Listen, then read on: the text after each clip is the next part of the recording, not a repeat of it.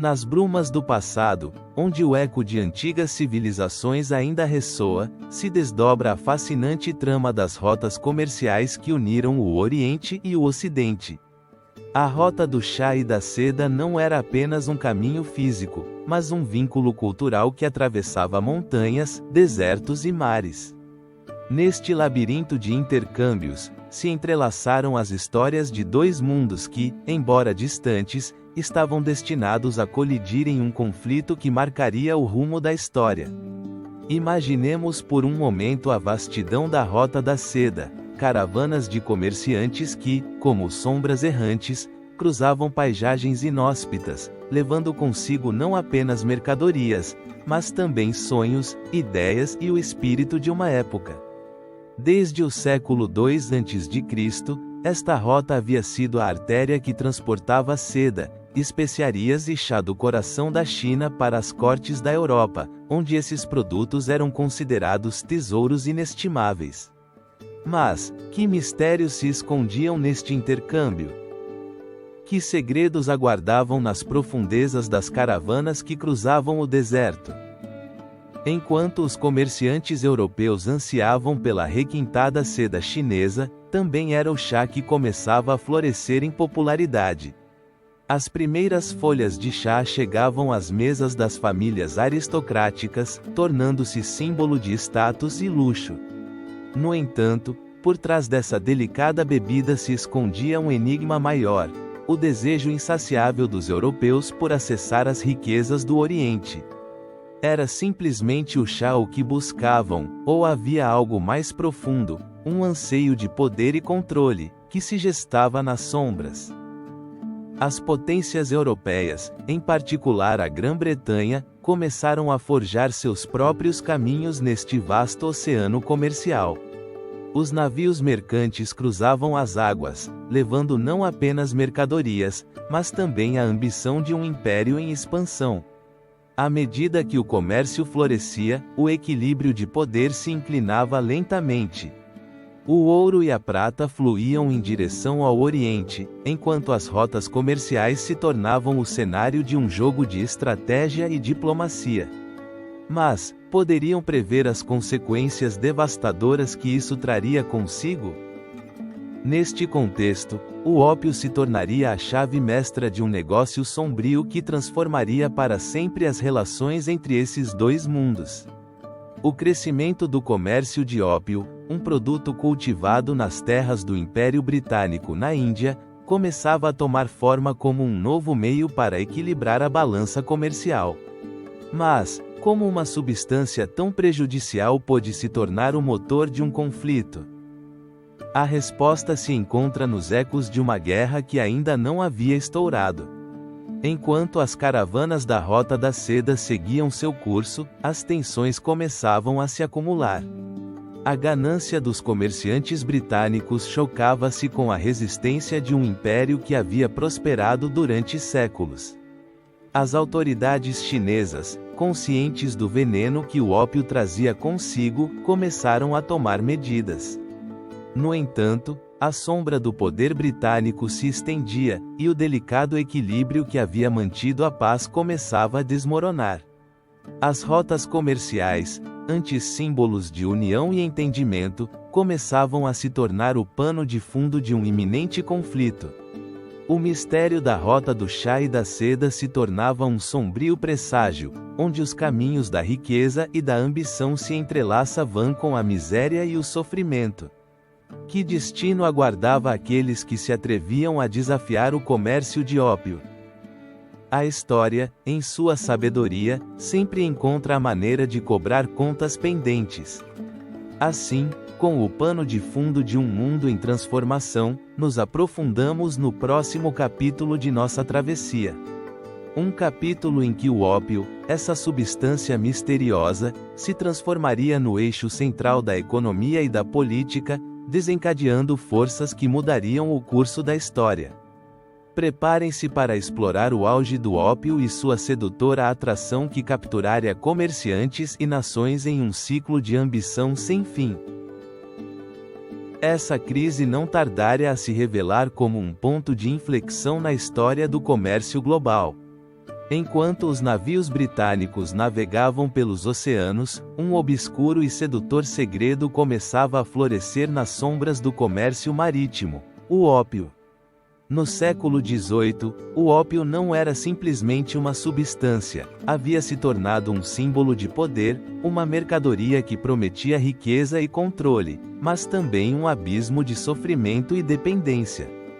A jornada do ópio inicia-se nas extensas plantações de papoula na Índia, um território que havia caído sob o domínio britânico. Ali, o clima quente e as condições ideais permitiram que as flores florescessem, produzindo a resina que, uma vez processada, se transformaria em um produto que alteraria o rumo da história. Enquanto os comerciantes britânicos começavam a ver o potencial do ópio, uma pergunta pairava no ar: poderia essa droga se tornar a solução para os problemas econômicos que o Império Britânico enfrentava? À medida que o comércio de chá e seda crescia, também aumentava o desbalanceamento na balança comercial entre a Grã-Bretanha e a China. Os britânicos se encontravam em um dilema, pois o desejo dos europeus pelo chá chinês resultava em um fluxo de prata em direção ao Império Celeste, enfraquecendo os cofres britânicos. No entanto, os comerciantes encontraram no ópio uma resposta. E se pudessem introduzir o ópio no mercado chinês, criando assim uma nova demanda e equilibrando as contas? A ideia era tão sedutora quanto perigosa.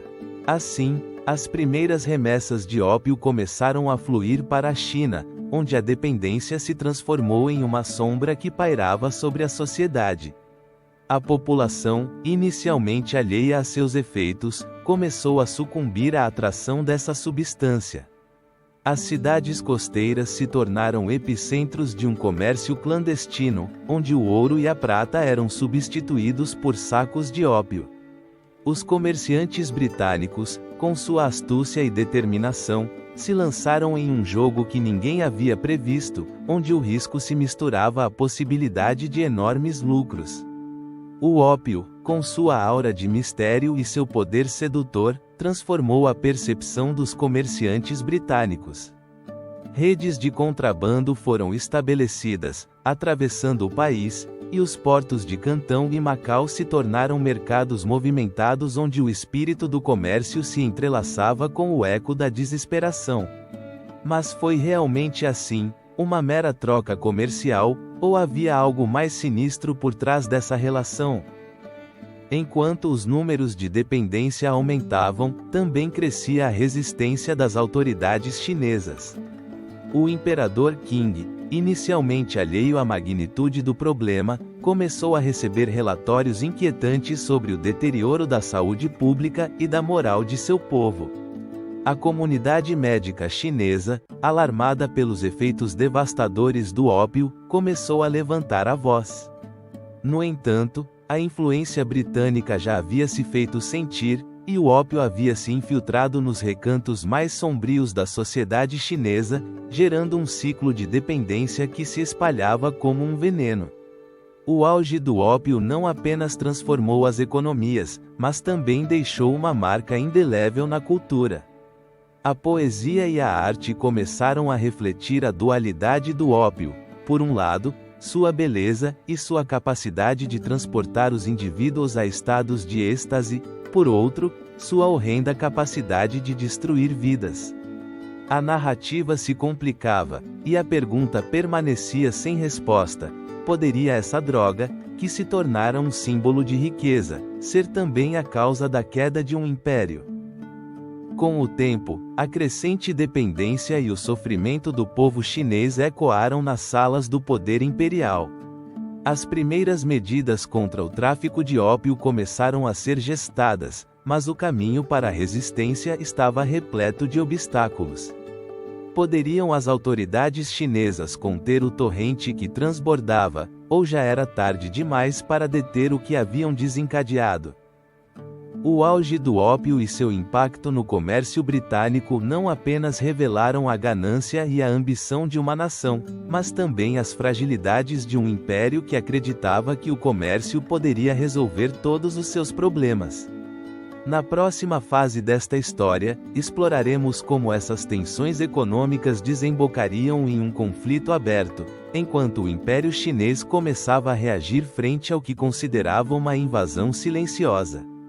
A balança comercial, que uma vez fora favorável, tornaria-se um campo de batalha onde se travariam não apenas lutas econômicas, mas também combates pela soberania e pela identidade nacional.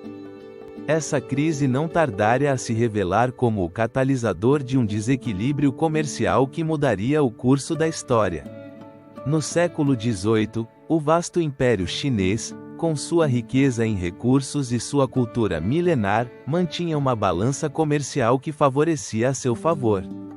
Por outro lado, a Grã-Bretanha, em plena expansão de seu império, se encontrava em um dilema: seu apreço pelo chá, pela seda e outros produtos exóticos chineses estava gerando um déficit que preocupava seus economistas e políticos.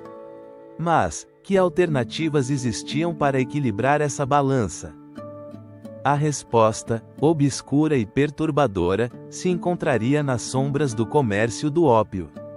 O ópio, um produto que havia sido utilizado na medicina tradicional chinesa durante séculos, começou a adquirir um novo significado sob o impulso dos comerciantes britânicos. A introdução do ópio no comércio chinês não foi um fato isolado, foi o resultado de uma série de decisões estratégicas que buscavam reverter a tendência do intercâmbio desigual. As primeiras importações de ópio, provenientes das colônias britânicas na Índia, transformaram um simples produto agrícola em um objeto de desejo altamente lucrativo. Mas, quanto estavam dispostos a sacrificar os britânicos para manter esse fluxo de mercadorias? À medida que o consumo de ópio disparava na China, a adição se tornou um fenômeno social devastador. As famílias, mergulhadas na desesperança, viram seu sustento se desvanecer na fumaça do ópio, enquanto os cofres britânicos se enchiam com o ouro de um comércio cada vez mais próspero. No fundo dessa transação, a balança comercial começava a se inclinar para o lado britânico, uma inversão de poder que começava a desenhar um novo mapa geopolítico. Mas, realmente havia sido essa a única solução que os britânicos encontraram para seu dilema comercial? Os líderes britânicos entenderam que o ópio não era apenas uma mercadoria, mas uma ferramenta de influência. A adição ao ópio gerou uma dependência que mantinha a China em uma posição vulnerável.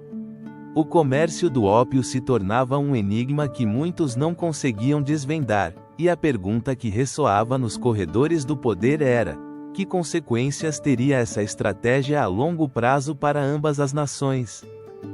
Enquanto isso, as autoridades chinesas se encontravam em uma encruzilhada. De um lado, o desejo de manter a integridade cultural e social do império, do outro, a necessidade de lidar com um comércio que ameaçava desestabilizar sua sociedade. Em meio a esse caos, surgiu uma resistência que começaria a tomar forma nas mentes daqueles que compreendiam que o ópio era mais do que uma simples mercadoria, era um símbolo da intervenção estrangeira e do imperialismo. O imperador Daoguang, ciente do crescente problema do ópio, começaria a considerar medidas drásticas para frear a onda de adição que devastava seu império. Mas, seria suficiente para contrabalançar o peso da balança que havia se inclinado inexoravelmente a favor da Grã-Bretanha. Nesse contexto de tensão, o conflito estava se gestando nas sombras, um eco de futuros confrontos que marcariam um antes e um depois na história da China. Os comerciantes britânicos, em sua ânsia por maximizar lucros, começaram a ignorar os avisos sobre o dano que o ópio estava causando. Em vez disso, a sede de riqueza se tornou o motor que impulsionava um comércio cada vez mais descontrolado. A pergunta que pairava no ar era inquietante: até onde estariam dispostos a ir para manter o fluxo dessa droga em suas mãos? A resposta se manifestaria com a chegada de uma figura-chave nesta história. A figura de Lin Zexu emergiu na penumbra, um comissário imperial que se tornaria o rosto da resistência chinesa contra o tráfico de ópio. Mas antes que sua história pudesse se desdobrar em todo o seu esplendor, era crucial entender a magnitude do problema que enfrentavam. Poderia a determinação de um único homem ser suficiente para mudar o rumo de um império que se balançava sob o peso do ópio? A balança comercial, agora manchada pela sombra do ópio, seria o pano de fundo de uma resistência que se preparava para explodir. As decisões que seriam tomadas nos próximos meses marcariam o início de um conflito que não apenas mudaria a sorte de nações inteiras, mas também deixaria uma marca indelével na memória coletiva da humanidade. A história estava prestes a girar, e no horizonte se vislumbravam as primeiras nuvens de tempestade. Enquanto as tensões aumentavam, o eco da resistência chinesa se tornava mais forte. Lin Zexu se tornaria o símbolo de um império que se negava a ser subjugado pelas sombras do comércio do ópio. A história de sua luta nos levará ao próximo capítulo, onde exploraremos as primeiras medidas do Império Chinês para frear o tráfico de ópio em seus portos. Uma jornada que nos revelará as decisões que, em última instância, desencadeariam o caos e a guerra. Essa crise não tardaria a levar o Império Chinês a tomar decisões audaciosas e necessárias. À medida que o ópio começava a inundar os portos chineses, a sombra da adição pairava sobre a população. As primeiras medidas do governo imperial não eram simplesmente reações a um problema, eram uma tentativa desesperada de preservar a integridade de uma civilização milenar. O eco da resistência ressoava em cada canto do vasto império, enquanto os funcionários se reuniam para discutir estratégias que freariam o fluxo dessa substância devastadora. Em 1838, o imperador Daoguang, ciente da crescente crise, convocou seus conselheiros mais próximos. Em seus olhares refletia-se a angústia de um povo que começava a sucumbir ao veneno do ópio, e também o temor de perder o controle sobre um território que se mantivera unificado por séculos. Como poderia um império tão vasto permitir que uma mera mercadoria colocasse em risco sua estabilidade?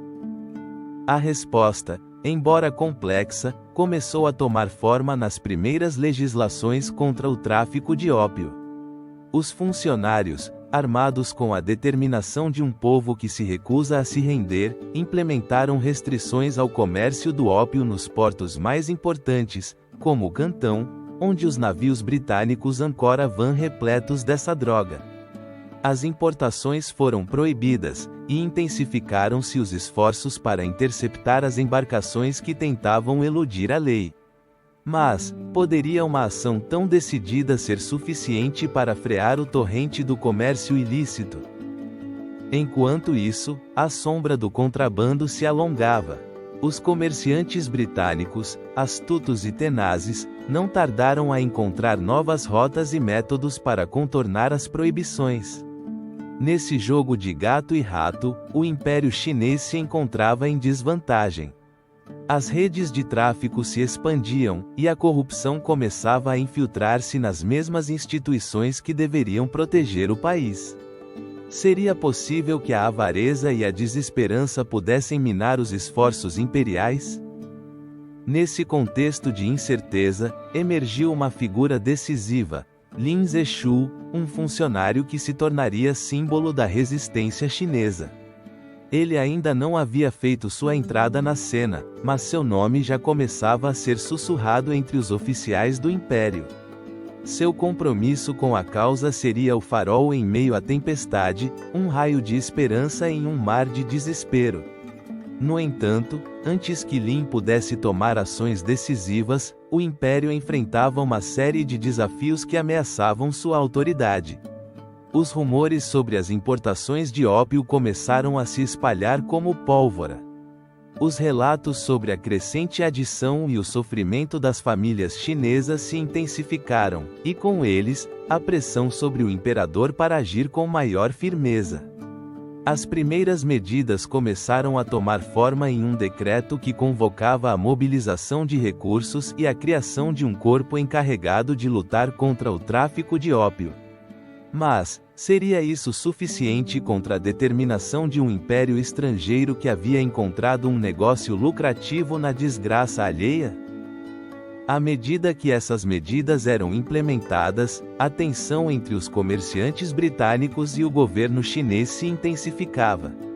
O comércio, que outrora fluía com naturalidade, tornava-se um campo de batalha invisível, onde a luta pelo controle e pela soberania se travava em cada porto. As medidas preventivas da China, embora corajosas, estavam condenadas a enfrentar a resistência. A história nos lembra que, em tempos de crise, a desesperança pode levar a decisões drásticas. Mas, como responderiam os britânicos diante dessa nova adversidade? Nesta atmosfera de crescente conflito, o Império Chinês se encontrava em uma encruzilhada. As decisões que tomasse não apenas definiriam seu futuro imediato, mas também marcariam o início de um choque que ressoaria ao longo da história. Uma luta pela soberania e pela identidade nacional estava se gestando, e o eco das decisões imperiais logo chamaria à ação um dos personagens mais relevantes desse drama, Lin Zexu. Assim, as primeiras medidas do Império, embora um passo na direção certa, eram apenas o prelúdio de uma confrontação iminente. A resistência imperial estava prestes a tomar forma, e com isso, abrir-se-ia um capítulo decisivo na história do ópio e seu impacto na China. Um capítulo que nos levará diretamente às ações de Lin Zexu e ao decreto de Yumen, onde a luta contra o ópio se tornaria um ato de desafio diante da opressão estrangeira. Essa crise não tardaria a encontrar um rosto na figura de Lin Zexu, o comissário imperial que emergiu como um farol de resistência em um tempo de sombras. No ano de 1838, enquanto o comércio de ópio se expandia como uma praga através das portas de Cantão, Zexu se tornou o símbolo da determinação chinesa frente a um inimigo insidioso. Este homem, que havia dedicado sua vida ao serviço do império, enfrentava um dilema monumental: como deter o fluxo de uma droga que havia arruinado milhões e enfraquecido a nação. Lin Zexu não era um desconhecido no espectro político. Sua ascensão a comissário imperial o havia levado a ocupar um lugar de destaque na corte, onde seus méritos eram reconhecidos. Mas sua luta contra o ópio não era apenas uma questão de política, era um chamado moral que ressoava com a angústia de uma nação. A dependência do ópio não afetava apenas os indivíduos, mas havia se infiltrado na fibra mesma da sociedade chinesa, erodindo seus valores e enfraquecendo sua estrutura social. Que tipo de legado deixariam suas ações? Um império em ruínas ou um renovado senso de identidade e propósito? Em sua luta, Lin Zexu decidiu agir de maneira decisiva e contundente. Sua primeira ação foi emitir o Decreto de Yumen em junho de 1839, um manifesto que proibia a importação, venda e consumo de ópio.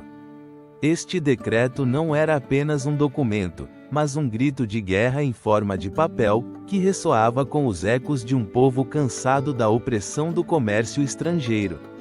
Mas, poderia realmente um único homem mudar o destino de uma nação? Com o decreto em mãos, Lin Zexu implementou uma série de medidas drásticas. Ordenou a confiscação de todas as existências de ópio em Cantão, desencadeando uma onda de fervor entre seus compatriotas. As ruas se encheram de uma mistura de esperança e temor. O povo se uniu à sua causa, acreditando que, talvez, o fim da epidemia de ópio estava à vista. No entanto, por trás dessa fachada de unidade, pairava uma sombra ominosa: a reação britânica. Os comerciantes britânicos, que haviam encontrado no ópio uma fonte inesgotável de riqueza, não ficariam de braços cruzados. Como reagiriam à determinação de um homem que se atrevia a desafiar seus interesses? A confiscação de mais de 1.000 toneladas de ópio foi um ato de desafio monumental. Lin Zexu não apenas destruiu a droga, também demoliu o mito da invulnerabilidade do comércio britânico. No entanto, essa ação, embora corajosa, desencadeou uma série de eventos que culminariam em um conflito inevitável. O eco dos canhões britânicos já ressoava no horizonte, pressagiando uma tempestade que se aproximava. Poderia Lin Zexu sustentar o ímpeto de sua luta contra um império colonial que havia feito do comércio de drogas sua bandeira? Em sua busca por uma solução pacífica, Lin Zexu enviou uma carta à Rainha Vitória da Grã-Bretanha, um gesto que refletia tanto sua bravura quanto sua desesperança. Nela, apelava à moralidade e à humanidade, em uma tentativa de persuadir a monarquia britânica a reconsiderar o comércio de ópio. Mas, realmente havia esperança de que uma rainha, sentada no trono de um império, ouvisse os lamentos de um povo distante? A história revelaria uma cruel ironia. A resposta que recebeu seria um eco de indiferença, um reflexo da arrogância imperial que se negava a ver além de seus próprios interesses. Em meio a esse tumulto, Lin Zexu se tornou um mártir, um símbolo de resistência cuja determinação ressoaria através das gerações. Em seu coração, carregava o fardo de um império que vacilava na balança do comércio e da moralidade. A sombra do ópio pairava sobre seu legado, e sua luta se tornaria um ponto de inflexão que marcaria o início de um conflito que mudaria o rumo da história chinesa. À medida que o vento soprava pelas ruas de Cantão, sentia-se a tensão no ar, como o silêncio que precede uma tempestade. A determinação de Lin Zexu havia desencadeado forças que já não podiam ser contidas. No horizonte, desenhavam-se os primeiros sinais de uma guerra iminente, um eco da resistência que se transformaria em uma faísca de conflito. A história estava prestes a tomar um rumo dramático, e a faísca do conflito logo acenderia as chamas da Primeira Guerra do Ópio. Essa luta contra o ópio em Cantão, liderada com fervor por Lin Zexu, era apenas o eco inicial de um conflito que se aproximava, uma faísca que esperava encontrar o combustível adequado para iniciar um incêndio nas relações entre as duas potências. No entanto, nas sombras desse enfrentamento, gestavam-se decisões e movimentos que arrastariam o Império Britânico e a dinastia Qing para um abismo de guerra. Com a determinação de um homem decidido, Lin Zexu confiscou milhares de toneladas de ópio, um ato de desafio que ressoou não apenas nas costas da China, mas também nos salões de Londres. Mas, o que acontecia do outro lado do mundo enquanto o comissário chinês lutava para proteger seu povo da dependência e do sofrimento? Na Grã-Bretanha, o eco do ouro negro era um canto sedutor, e os comerciantes, ávidos por lucros, começavam a tecer uma rede de influência que ameaçava transbordar qualquer tentativa de controle. O retorno do ópio confiscado, após o convite a uma rendição que nunca chegou, não apenas provocou o descontentamento dos comerciantes britânicos, mas também acendeu a indignação nas ruas de Londres. Até onde iriam para recuperar seu investimento? Perguntavam-se os financeiros que viam no comércio do ópio uma via de enriquecimento sem precedentes. Enquanto isso, no Império Chinês, a decisão de Lin Zexu de proibir o ópio erguia-se como um ato de coragem, mas também como um ponto de inflexão que prenunciava uma catástrofe iminente. Nas altas esferas do governo britânico, os ecos da guerra começaram a ressoar. Seria este um momento para a diplomacia ou para a ação militar? A resposta a essa pergunta se tornaria a faísca que acenderia a chama do conflito. Os líderes britânicos, em seu desejo de restaurar o fluxo do ópio e assegurar seu domínio nas rotas comerciais, começaram a mobilizar tropas e a planejar um ataque. Em suas mentes, O comércio e a economia eram sagrados, e o ópio, um produto indispensável na troca que definia a relação entre Oriente e Ocidente. Enquanto isso, no coração do Império Qing, a tensão aumentava. Lin Zexu, ao perceber que sua luta não era apenas uma batalha contra o ópio, mas uma defesa da soberania chinesa, enfrentava o dilema de como responder à crescente pressão britânica. As cartas de advertência e os pedidos de diálogo eram enviados a Londres, mas eram recebidos com desdém. A impaciência britânica crescia, e com ela, o clamor pela guerra. Os rumores de um possível ataque começaram a circular entre os comerciantes e os funcionários chineses, criando um ambiente de incerteza e temor. Como reagiriam os homens e mulheres que haviam vivido em um mundo onde o ópio começara a chegar, não apenas como um produto, mas como um veneno social? A resposta seria encontrada nos meses seguintes, quando as decisões tomadas nas mesas de negociação se traduziriam na explosão de um conflito bélico que mudaria para sempre o destino de ambas as nações. O ano de 1839 se tornou um ponto de inflexão, e o descontentamento era palpável no ar.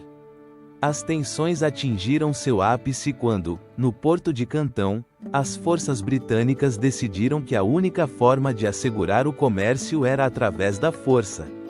A faísca do conflito havia sido acesa, e a Primeira Guerra do Ópio se perfilava como um enigma que se desenrolaria através de batalhas, traições e um legado que deixaria cicatrizes profundas na história. O que aconteceria quando as balas começassem a voar e o estrondo da guerra abafasse as vozes da razão? A resposta está além da história, na interseção de interesses econômicos e a vontade de um povo por defender seu legado. No horizonte de Cantão, a fumaça do conflito começava a se elevar, e com ela, a promessa de um cerco que marcaria o início de uma era de confrontação. Assim, enquanto o Império Britânico se preparava para lançar seu ataque, as sombras de Cantão se erguiam, prenunciando a chegada de uma guerra que não apenas definiria o destino de nações, mas também revelaria as fissuras no tecido da civilização. No próximo capítulo, exploraremos o cerco de Cantão, onde a resistência e a determinação se confrontarão com a implacável máquina de guerra britânica. Quem prevalecerá nessa luta pelo controle e pela sobrevivência? Essa crise não tardaria a desencadear um conflito que ressoaria através das gerações. As tensões acumuladas em Cantão, uma joia do comércio chinês, se tornavam um barril de pólvora. Os ecos da resistência de Lin Zexu ainda reverberavam nas ruas, onde a comunidade local se unia em um último esforço para preservar sua soberania. No entanto, a sombra das potências ocidentais, especialmente da Grã-Bretanha, pairava ominosamente sobre a cidade. A cada dia que passava, a necessidade de uma resposta se tornava mais urgente. As primeiras escaramuças nos arredores de Cantão ofereciam um prenúncio do que estava por vir. As tropas britânicas, equipadas com armamento avançado e uma estratégia militar que desprezava as antigas táticas chinesas, se preparavam para sitiar a cidade. Mas o que motivava os britânicos a se envolverem nessa luta tão distante? A resposta era simples: o ópio. O comércio dessa substância havia transformado as relações comerciais e criado um abismo entre as duas nações.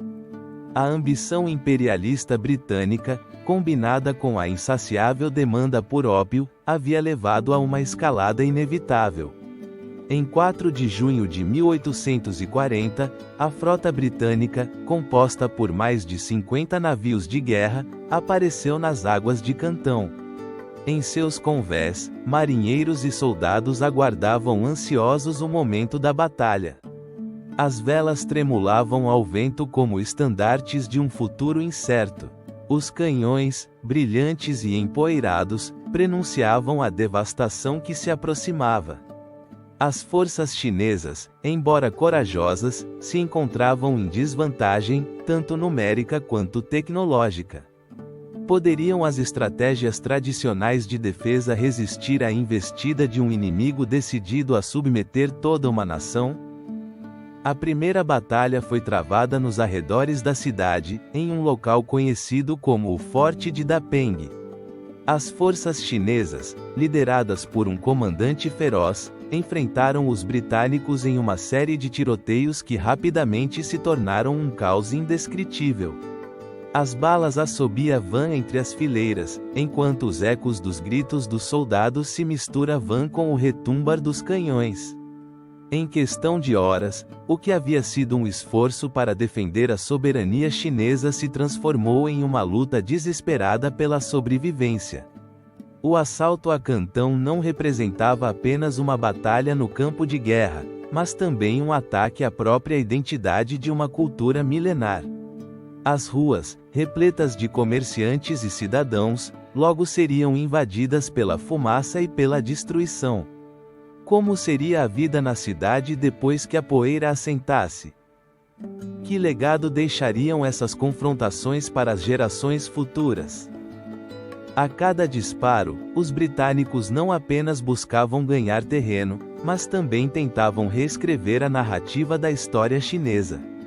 À medida que as tropas britânicas avançavam, a resistência chinesa se organizava em um último esforço para proteger seu lar. As barricadas eram levantadas nas portas da cidade, e os cidadãos se uniam aos soldados em uma luta que parecia, em sua fúria e bravura, uma demonstração de esperança diante do inevitável. Mas poderia a determinação de um povo ser suficiente para contrabalançar a máquina bélica de um império? Em uma reviravolta trágica, os britânicos, com seu conhecimento superior da guerra naval, começaram a bombardear as defesas de Cantão. As explosões ressoavam como um eco da desesperança. A cidade, outrora vibrante e cheia de vida, se tornava um campo de ruínas. Os cidadãos observavam impotentes enquanto seus lares desmoronavam, e a sombra da guerra pairava sobre eles como um manto de escuridão. Os dias se transformaram em semanas, e o cerco a Cantão se tornou um símbolo da luta pela identidade e resistência. Enquanto isso, o mundo exterior observava com uma mistura de horror e fascínio. Que futuro aguardava a cidade? A guerra não traria apenas destruição, mas também a oportunidade de mudar o rumo da história. A fragilidade da soberania chinesa se mostrava em toda sua extensão, enquanto os britânicos se preparavam para desferir um golpe decisivo. Assim, enquanto Cantão se encontrava à beira da rendição, o olhar do Império Britânico se dirigia a um novo objetivo: a supremacia no comércio e a dominação de uma nação milenar. Que segredos se escondiam atrás dos muros da cidade? À medida que o cerco se intensificava, o eco de uma nova era começava a ressoar no horizonte. A história da Guerra do Ópio estava longe de ter terminado. Com o cerco a Cantão, lançavam-se as bases para a próxima fase desse conflito titânico. No próximo capítulo, exploraremos como a diplomacia se tornou uma arma tão poderosa quanto os canhões que ressoavam nas ruas da cidade, e como a estratégia naval britânica redefiniria as relações entre Oriente e Ocidente. Essa crise não tardaria a se transformar em um conflito aberto, onde a diplomacia seria eclipsada pela força da artilharia. Nas águas turvas do sul da China, a estratégia britânica emergia com uma clareza inquietante. A demonstração de sua superioridade naval se tornaria a chave para dobrar a vontade de um império que, por séculos, havia mantido sua autonomia quase intacta. A história nos revela que, nesse jogo de poder, os canhoneiros britânicos não eram meros barcos de guerra, eram arautos de uma nova ordem, mensageiros de uma era onde o diálogo se afogava no estrondo dos canhões. Sob o brilho do sol asiático, as frotas britânicas se alinhavam como sombras ominosas, prontas para desencadear a tempestade. Com uma tecnologia naval avançada e uma experiência em combate que superava em muito a de sua contraparte chinesa, os britânicos se encontravam em uma posição de vantagem sem precedentes. Que mistério se escondia por trás dessa superioridade? Era a culminação de décadas de investimento, inovação e uma visão imperial que não conhecia limites. Desde as primeiras incursões no comércio do ópio, a Grã-Bretanha havia tecido uma rede de poder que se estendia pelos oceanos, e agora, estava pronta para agir. A cada disparo de canhão, o eco da diplomacia se desvanecia, sendo substituído pela brutalidade da guerra. As águas de Cantão, que uma vez foram testemunhas do bulício do comércio, se tornavam o cenário de um confronto sem precedentes. Os barcos britânicos, com seus canhões fumegantes, não buscavam apenas a vitória no campo de batalha, mas também desejavam enviar uma mensagem clara: o comércio e a soberania da China estavam em jogo. Poderia um império de 1000 anos resistir ao ataque de um inimigo que vinha armado não apenas de canhões, mas de convicções implacáveis?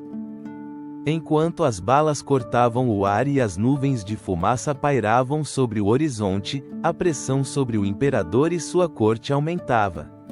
Os britânicos não atacavam apenas com força, estavam orquestrando uma exibição de poder que misturava o militar com o psicológico. A estratégia dos canhões se sustentava na crença de que o medo poderia ser um aliado mais eficaz do que a negociação. Cada vitória naval se tornava uma ferramenta de coerção, um lembrete de que o diálogo poderia ser um luxo do qual a China já não poderia se dar ao luxo de prescindir. No entanto, sob essa fachada de invulnerabilidade, se abrigavam perguntas inquietantes. Seria realmente a força a única solução para esse conflito? A história nos ensina que a diplomacia, quando se encontra em seu ponto mais frágil, muitas vezes revela os segredos mais obscuros das intenções humanas. Enquanto a água se tingia de vermelho, um enigma se formava nas mentes dos líderes britânicos: o que aconteceria se a resistência chinesa se fortalecesse em vez de se enfraquecer? A história está cheia de reviravoltas inesperadas, e neste caso, os canhoneiros, embora poderosos, poderiam não ser suficientes para garantir a vitória definitiva. Com o passar das semanas, a situação se tornava cada vez mais crítica. A resistência chinesa não se limitava a um mero ato de desafio, era um eco de séculos de cultura e tradição, uma luta pela soberania que ressoava em cada canto do vasto império. À medida que as forças britânicas tentavam consolidar seu controle, uma sombra de incerteza começou a pairar sobre suas táticas. Aqueles que haviam chegado com a esperança de um triunfo rápido enfrentavam um adversário que, embora ferido, ainda conservava sua dignidade e determinação. A Batalha de Cantão, portanto, não seria apenas um confronto militar, mas um choque de ideologias. Os canhões britânicos, carregados de pólvora e ambição, se enfrentavam a um povo que valorizava sua autonomia acima de tudo. Naquele momento, a história se tornaria uma testemunha silenciosa da resistência, uma resistência que começava a tomar forma em meio ao caos. Poderia a vontade de um povo ser suficiente para resistir à investida de um império? As águas da história se agitavam, e o futuro continuava sendo um enigma.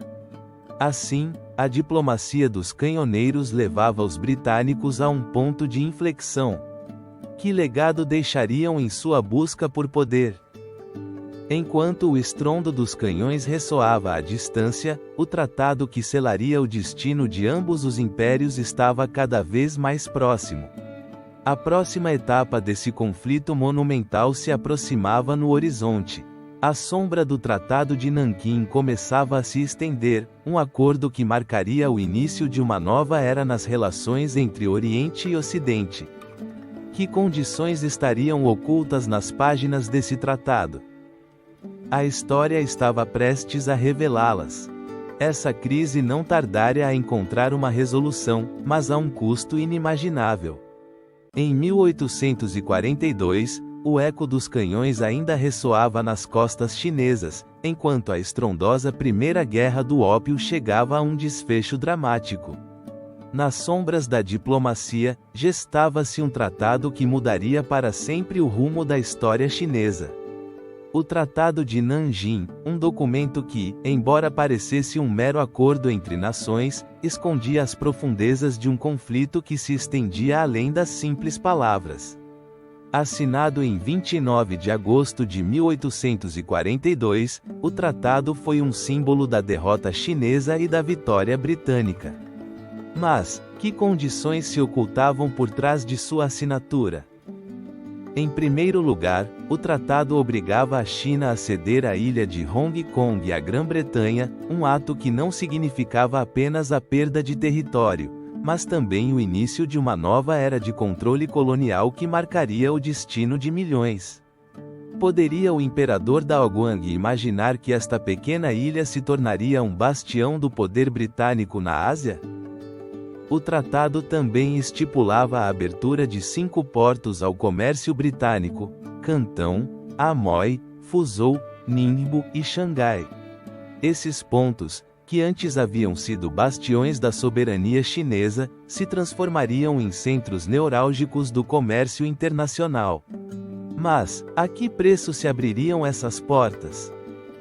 Os comerciantes britânicos, ansiosos por expandir seus mercados, se tornariam uma presença constante na vida cotidiana dos cidadãos chineses, alterando não apenas sua economia, mas também sua cultura e seus costumes.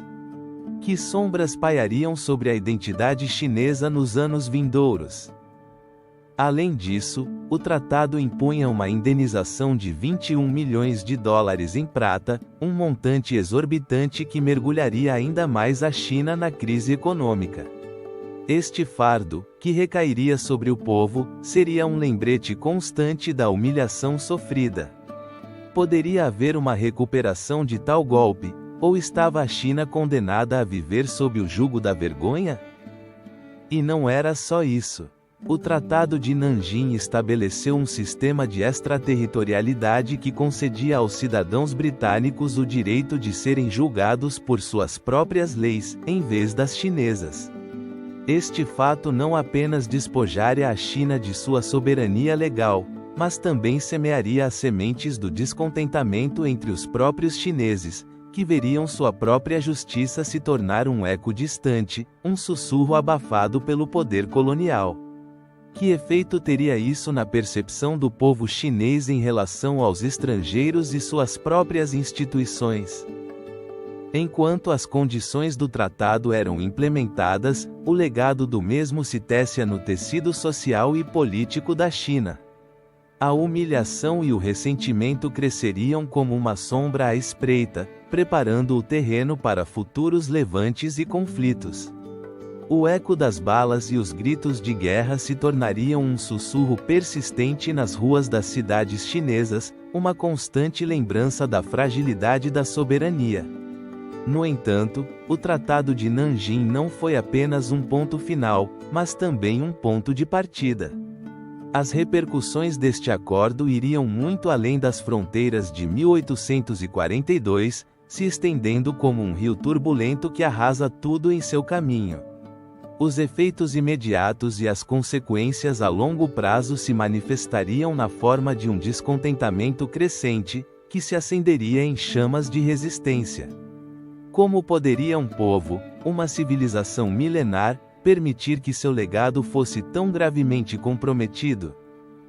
À medida que a história avança, o descontentamento se torna um tema recorrente, uma sombra que se ergue sobre o horizonte da China do século XIX. No próximo capítulo, exploraremos como esse ressentimento em relação às potências estrangeiras começou a tomar forma, gerando um ambiente propício para o surgimento de movimentos que desejariam reivindicar a dignidade e a soberania da nação chinesa. As sementes da resistência estavam plantadas, e o eco da história estava prestes a ressoar mais forte do que nunca. Essa paz, assinada no Tratado de Nanquim em 1842, não era mais do que o eco de uma tempestade que ainda não havia se acalmado completamente. As consequências imediatas desse pacto marcariam um antes e um depois na história da China, uma nação que, após a humilhação, enfrentaria um novo e sombrio capítulo de sua existência. Mas o que significava realmente esse tratado para o povo chinês, mergulhado no caos e na desesperança? Com o fim da Primeira Guerra do Ópio, o Império Qing foi forçado a abrir suas portas para as potências ocidentais. Em uma reviravolta irônica, o tratado não apenas concedeu à Grã-Bretanha o controle de Hong Kong, mas também lançou as bases para a criação de 5 portos de comércio onde os mercadores estrangeiros poderiam operar sem restrições. Cantão, Xangai, Ningbo, Fuzhou e Xiamen tornaram-se enclaves onde o domínio britânico e a influência ocidental se expandiam como uma sombra sobre a cultura tradicional chinesa. Essa nova ordem econômica não era apenas uma mudança nas rotas comerciais, era uma invasão silenciosa de valores, costumes e modos de vida que ressoariam em cada canto da sociedade chinesa. A economia, já debilitada pela guerra e pelo tráfico de ópio, foi ainda mais abalada. À medida que os comerciantes britânicos se estabeleciam, as riquezas do país começavam a fluir para o exterior. Quem realmente se beneficiaria dessa nova era de comércio? A resposta era inquietante: um punhado de elites, enquanto a maioria da população mergulhava na pobreza. As famílias chinesas, antes prósperas, se viram presas em um ciclo de dívidas e desespero. A economia rural, que havia sido a espinha dorsal da vida chinesa por séculos, começou a desmoronar. A produção agrícola foi afetada, e muitos camponeses, incapazes de se sustentar, foram empurrados para as cidades, onde a competição por empregos escassos se intensificou. Nesse panorama sombrio, o ópio, que havia sido o catalisador do conflito, continuou a ser um pilar na economia. Apesar das promessas de erradicação, seu comércio se multiplicou, tornando-se um recurso que muitos viam como uma forma de escape diante das agruras diárias. O ciclo de dependência e vício se entrelaçou ainda mais no tecido social, deixando em seu rastro um rastro de sofrimento e ruína. Como se chegou a esse ponto?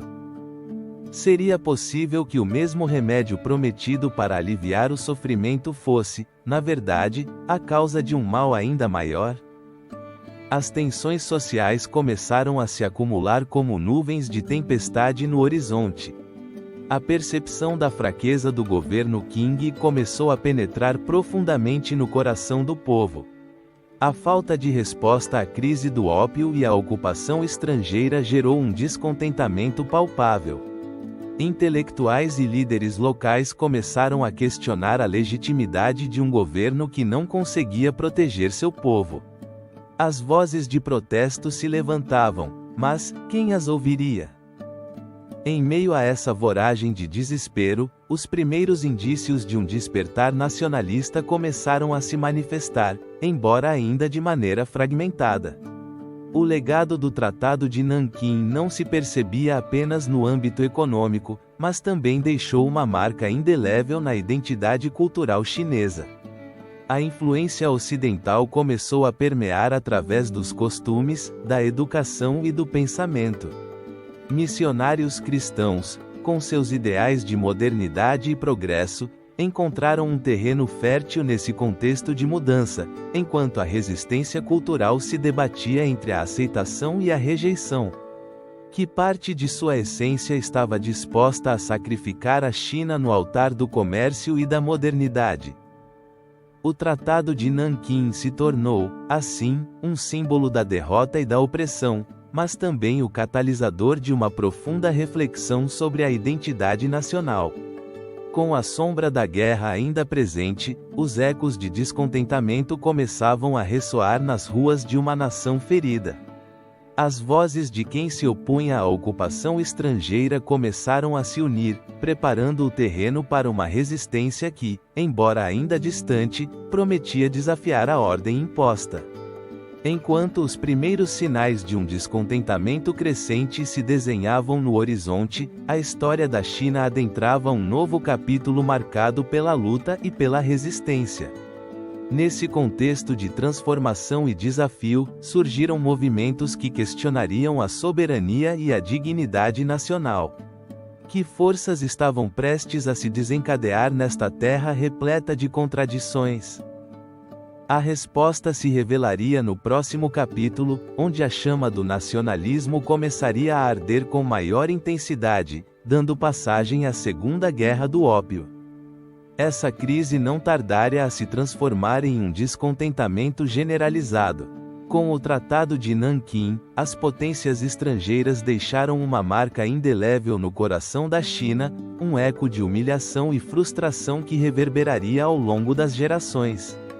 Enquanto os britânicos e outros países ocidentais celebravam sua vitória, os cidadãos chineses se viam presos em um turbilhão de ressentimento, um sentimento que crescia como uma sombra ominosa sobre o Império Celeste.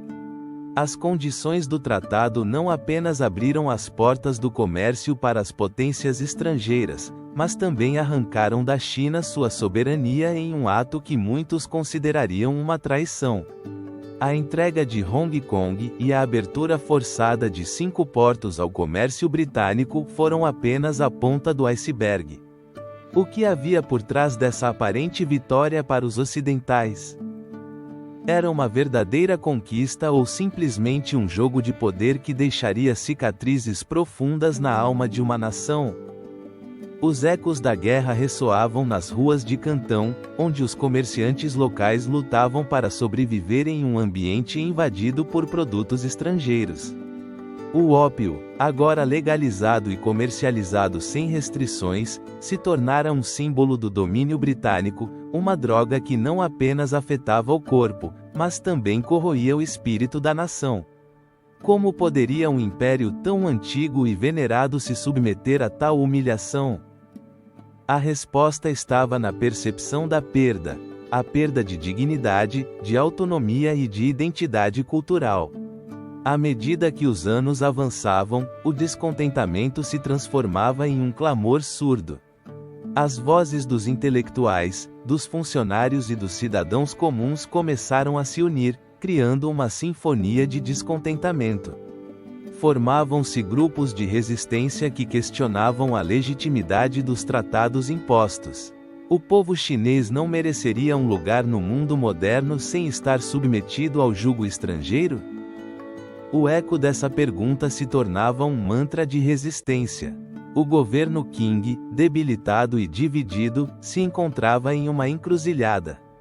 Os líderes imperiais, presos entre os desejos de modernização e a necessidade de preservar a tradição, não sabiam como abordar o crescente descontentamento.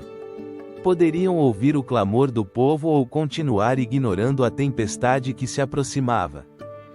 A resposta parecia se afastar cada vez mais, enquanto o desdém pelas potências estrangeiras se intensificava. No campo, o ressentimento se transformava em ação. Os camponeses, que haviam sofrido as consequências do comércio do ópio e da ineficácia do governo, começaram a se mobilizar.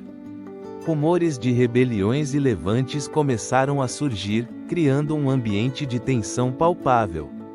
As comunidades que antes eram prósperas se viam desgastadas pelo abuso e pela corrupção, transformando o solo fértil em um terreno de ira. Que novas lutas estavam por vir? Que segredos de resistência aguardavam entre as sombras da história? Enquanto esses conflitos se desenrolavam, a influência das potências estrangeiras se tornava ainda mais evidente. As missões cristãs se expandiram, prometendo esperança em um país mergulhado na desesperança. No entanto, essa presença também alimentou o fogo do ressentimento. Muitos viam os missionários não apenas como portadores de uma nova fé, mas como instrumentos do imperialismo ocidental. A pergunta latente no ar era: poderia a China encontrar um caminho para a unidade e a força em meio à fragmentação provocada pelos estrangeiros? A cada dia que passava, o descontentamento se convertia em um clamor por justiça, um grito que ressoava nos corações daqueles que se negavam a aceitar o destino que lhes havia sido imposto. Desse caldo de ira e desesperança surgiriam os movimentos que mudariam a face da história chinesa. As sementes da rebelião germinavam no ar, prontas para explodir em uma revolta que prometia reescrever a narrativa do país. À medida que a tensão alcançava seu ponto culminante, um novo capítulo na história da China se aproximava. A centelha da resistência logo se transformaria em chamas de insurreição, dando passagem a um conflito que marcaria a história da nação. A próxima etapa não seria apenas uma luta contra as potências estrangeiras, mas também uma luta pela identidade, pela soberania e pelo futuro de uma civilização milenar. A Segunda Guerra do Ópio estava prestes a estourar, e com ela, o eco de uma nova era de confrontação e mudança. Essa crise não tardaria a encontrar seu eco em um novo conflito. A sombra do conflito pairava novamente sobre as margens do rio Pérola, enquanto o Império Britânico, insaciável em sua busca por mercados, se preparava para desencadear uma segunda tempestade sobre o Império Celeste. Em 1856, a eclosão da Segunda Guerra do Ópio não seria apenas mais um capítulo na história da opressão, mas um sombrio presságio das dinâmicas de poder que transformariam a Ásia para sempre. As tensões, latentes após a Primeira Guerra do Ópio, haviam crescido na penumbra. Apesar da assinatura do Tratado de Nanquim, que pretendia estabelecer uma nova ordem, a realidade era que o descontentamento na China havia se intensificado. A chegada de novos atores, como as potências europeias, e a crescente dependência do ópio como moeda de troca, criaram um caldo de cultivo propício para o conflito. Porque, então, persistia a ambição britânica de expandir seu controle, mesmo à custa de um novo derramamento de sangue. O gatilho imediato foi um incidente relativamente menor, o abordo de um barco chamado Arrow, pelas autoridades chinesas em Cantão, que havia sido denunciado por tráfico de ópio. Esse acontecimento, embora trivial em comparação com a magnitude das tensões existentes, foi a faísca que acenderia a mecha do descontentamento. Os britânicos, vendo nesse evento uma afronta ao seu honor e aos seus interesses comerciais, responderam com uma força desproporcional. No entanto, seria suficiente um único ato para justificar uma guerra? Ou havia algo mais profundo em jogo do que simplesmente o orgulho? Após o incidente do Arrow, o governo britânico, sob a liderança do primeiro-ministro Lord Palmerston, decidiu agir. As palavras de seus diplomatas ressoavam com o eco de tempos passados, onde a força militar era a única resposta aceitável diante de um desafio percebido. Assim, uma frota britânica foi enviada às costas chinesas, e com ela, a determinação de impor uma nova ordem. Os navios de guerra, com seus canhões apontando para as costas de Cantão, eram um lembrete constante de que o poder havia se deslocado do diálogo para a confrontação. Enquanto isso, no coração do Império Chinês, a dinastia Qing se encontrava desgastada, presa entre a pressão externa e o descontentamento interno. O povo chinês, já sobrecarregado pelas consequências da Primeira Guerra, começou a questionar a legitimidade de seu governo. A corrupção e a ineficiência eram visíveis em cada canto, e as vozes dos dissidentes começaram a se erguer. Poderia um império, que havia sobrevivido por séculos, ser levado ao limite do colapso pela avareza de poucos? A resposta se desenhava no horizonte. Em meio a essa turbulência, as potências europeias não estavam apenas interessadas no ópio. O comércio de chá, seda e outras mercadorias continuava sendo crucial. A guerra, portanto, não se tratava apenas de um produto, mas de um sistema completo de troca que beneficiava os impérios ocidentais às custas da soberania chinesa. As ruas de Cantão se encheram de rumores e tensões, enquanto a população se preparava para o inevitável. Seria este o momento em que a resistência chinesa finalmente se levantaria contra seus opressores? Com o conflito em andamento, a narrativa da Segunda Guerra do Ópio se entrelaçou com histórias de resistência e sofrimento. As batalhas que foram travadas não ocorreram apenas no campo de batalha, mas também na mente de um povo que começava a tomar consciência de sua identidade e de sua história. A luta não seria apenas pela independência do ópio, mas também pela dignidade e pela soberania. A guerra que se aproximava prometia ser brutal. As potências aliadas da Grã-Bretanha e da França se uniram para avançar sobre o território chinês, levando consigo não apenas sua artilharia, mas também um legado de destruição que marcaria gerações. Os ecos da guerra ressoariam nas memórias coletivas de um povo que jamais esqueceria a sombra dos invasores. E assim, com o pano de fundo de um conflito iminente, a história avançava em direção à tomada de Pequim, um marco que marcaria um ponto sem retorno nas relações entre Oriente e Ocidente. As consequências dessa guerra não apenas transformariam a paisagem política da China, mas também deixariam uma marca indelével na história das potências coloniais. Que segredos ainda aguardavam nas profundezas dessa história? E como seus ecos ressoariam no futuro de uma nação em pé de guerra? Essa crise não tardaria a se transformar em um eco estrondoso que ressoaria nas muralhas de Pequim. Em 1860, as forças britânicas e francesas, impulsionadas pela avareza e pela sede de poder, marchavam em direção à capital imperial da China, um objetivo tão cobiçado quanto enigmático.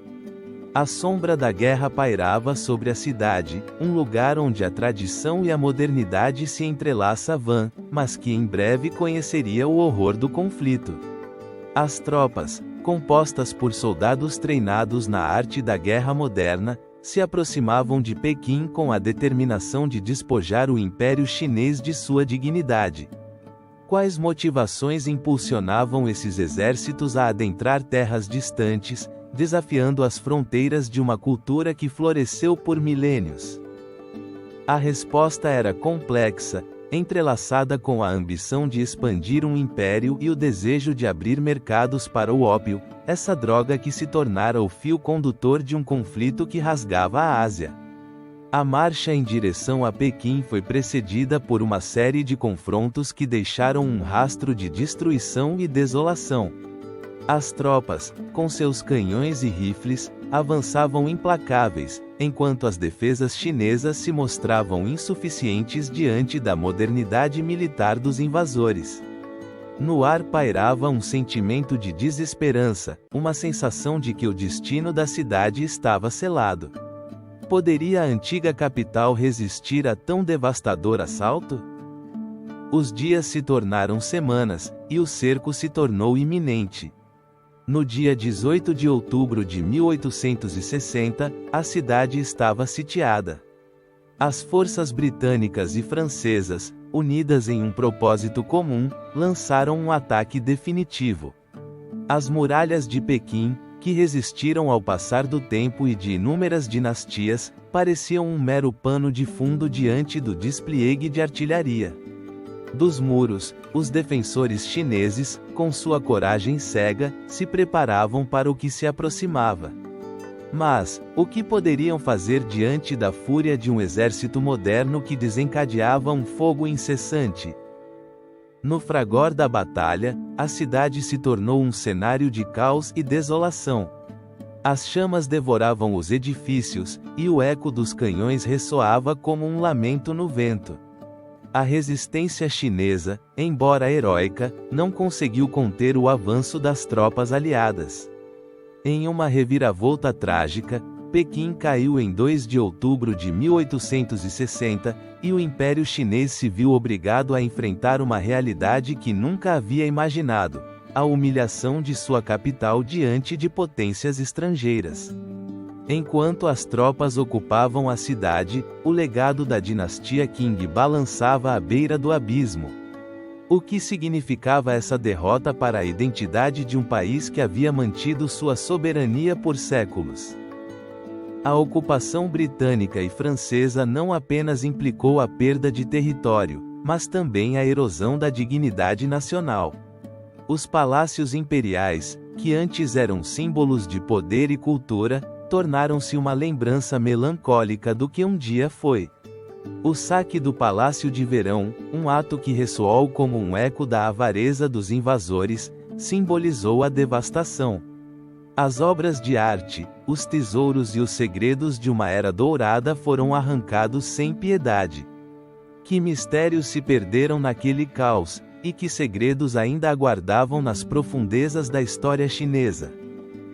A tomada de Pequim não apenas marcou um ponto de inflexão nas guerras do ópio, mas também deixou o país em um estado de vulnerabilidade que se perpetuaria por gerações. A sombra dos eventos de 1860 se alongaria, criando um legado que influenciaria as relações entre Oriente e Ocidente por anos.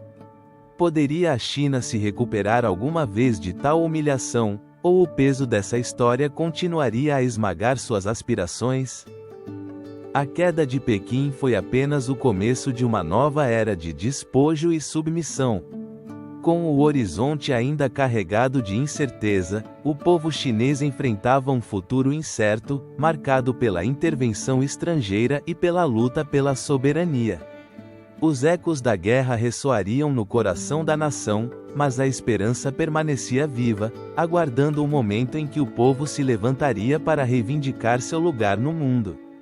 Assim, com o eco da ocupação ainda presente, adentramos em um novo capítulo, o Tratado de Tianjin, que selaria um destino já marcado pela tragédia. Quais termos seriam impostos, e como isso afetaria a soberania que tão desesperadamente buscava recuperar o Império Chinês? Essa crise não tardaria a revelar um novo capítulo na história da China, marcado pelo eco da humilhação e do sofrimento. Em 1856, após a eclosão da Segunda Guerra do Ópio, o destino do Império Chinês tornaria-se ainda mais sombrio. O Tratado de Tianjin, assinado em 1856, ergue-se como um sombrio simbolismo da perda de soberania e do arrasamento de sua dignidade. Os termos deste tratado, resultado de uma guerra imposta pelo imperialismo ocidental, obrigaram a China a abrir suas portas para as potências estrangeiras. Mas, quais foram realmente as implicações desse acordo na estrutura política e social de uma nação que havia desfrutado de séculos de autonomia? Os detalhes do tratado são reveladores: a abertura de vários portos adicionais ao comércio internacional, a legalização do tráfico de ópio e a concessão de direitos extraterritoriais aos cidadãos estrangeiros. Em essência, Tianjin não foi apenas um tratado, foi um golpe devastador à soberania nacional. No coração dessas negociações, encontrava-se um conflito de poder. As potências ocidentais, ansiosas por expandir sua influência, utilizaram sua superioridade militar como ferramenta de coerção. Os representantes britânicos e franceses, como sombras alongadas na mesa de negociações, impunham condições que desdiburravam a essência mesma da identidade chinesa. Pode um país ser considerado soberano quando suas decisões são ditadas pela força? Os termos do Tratado de Tianjin incluíam a abertura de 10 novos portos ao comércio. Com isso, o fluxo de mercadorias estrangeiras se intensificaria, e o ópio, aquele veneno que havia envenenado a sociedade chinesa, se tornaria um elemento mais do tecido comercial. E assim, o ópio, que havia sido um símbolo de sofrimento, transformou-se em um produto legítimo nas prateleiras das lojas chinesas. Mas foi realmente um triunfo para o comércio, ou um sombrio presságio de decadência? A legalização do ópio trouxe consigo um aumento no consumo, levando milhões de pessoas a uma espiral de dependência e desolação. A economia chinesa, já debilitada pelas guerras, afundou ainda mais em um abismo de dependência e desespero. Os cofres imperiais, que uma vez ressoaram com o eco do ouro e da prata, começaram a se esvaziar, deixando para trás um legado de ruínas e sombras. Que futuro poderia ser esperado de uma nação cuja juventude estava sendo consumida por um hábito destrutivo? No entanto, o Tratado de Tianjin não foi apenas um golpe físico, foi uma ferida psicológica. A capacidade de resposta do povo chinês se transformou em um crescente descontentamento. A humilhação sofrida tornou-se um combustível para chamas de resistência que começariam a arder em um futuro próximo. Não é o descontentamento, afinal, a semente da rebelião?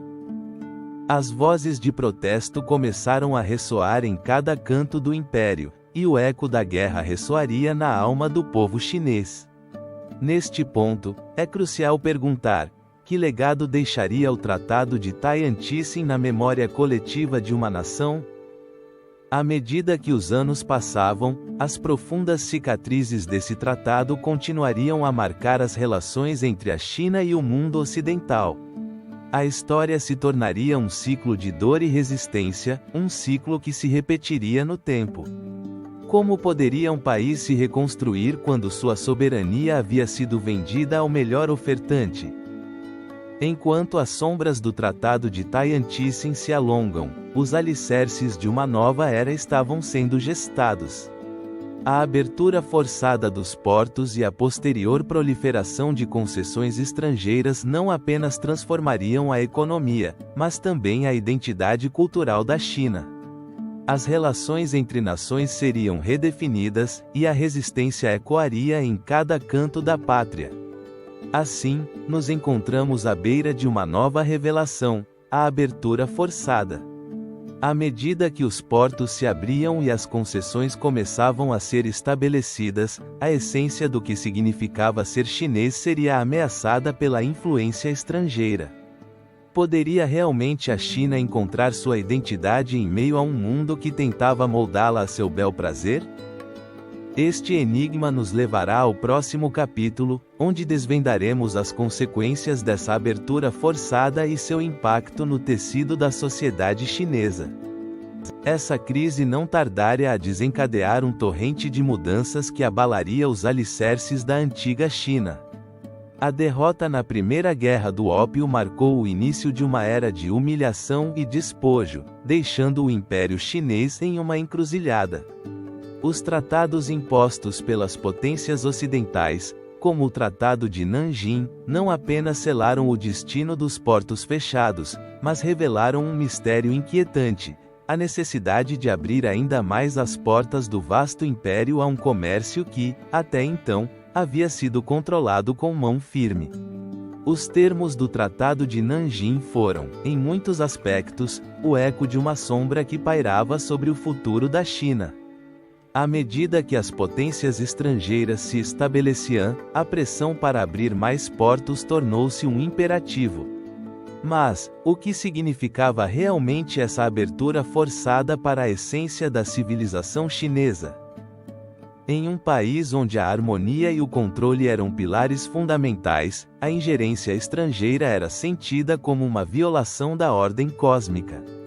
As portas que se abriam não eram simplesmente uma passagem física, eram limiares para um mundo desconhecido, onde o comércio de ópio e outras mercadorias estrangeiras desfocava as fronteiras da cultura e da identidade.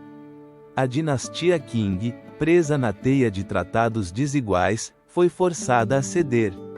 Em breve, os navegantes estrangeiros navegariam as águas de portos que outrora foram testemunhas de uma rica história de comércio, mas agora se tornavam pontos de acesso a um sistema que os transformaria em meros peões em um jogo muito maior.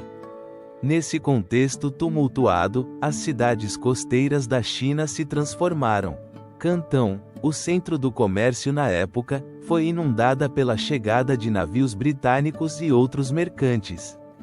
Hong Kong, que se tornaria uma colônia britânica, se tornava o símbolo dessa nova era de comércio forçado. Mas, quem realmente se beneficiava desse intercâmbio?